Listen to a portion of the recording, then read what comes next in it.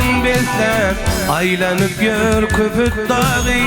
Sağlık yolu arkadağım sen navutü gül diyarı. Eylem balkan eylem devam arasına akali.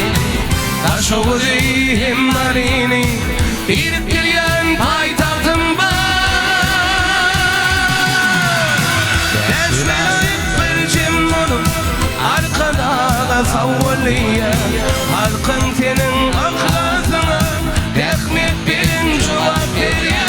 Deşmelayıp vereceğim onu arkadağa savvaliye. Halkın senin aklasına rahmet bilin cevap veriyor.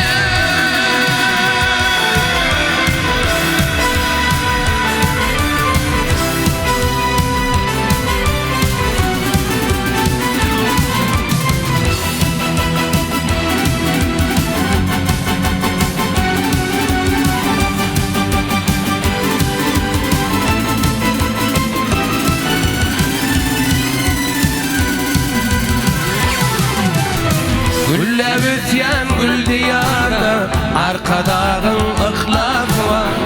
Buna şayet ehli halkın bedovat var ya. Eylem balkan beylem mi var arasında akalini. Taşoğuz'u hem marini biriktiryen paytahtım var. Beş velayet vereceğim onun arkadağa savvaliye. Halkın senin aklasına rahmet bilin cevap veriyor. Beş velayet vereceğim onu arkadağa savvaliye.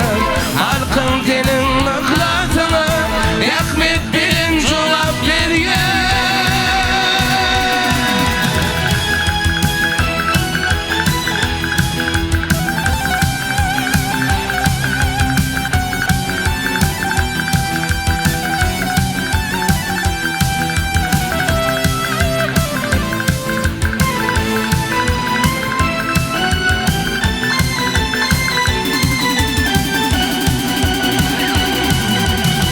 Kıyımık Alili Talar Tarık Emreli Şovdur Burcu Tinçeli yani ulu Karadaşlı Atava Capar baylar Nohurla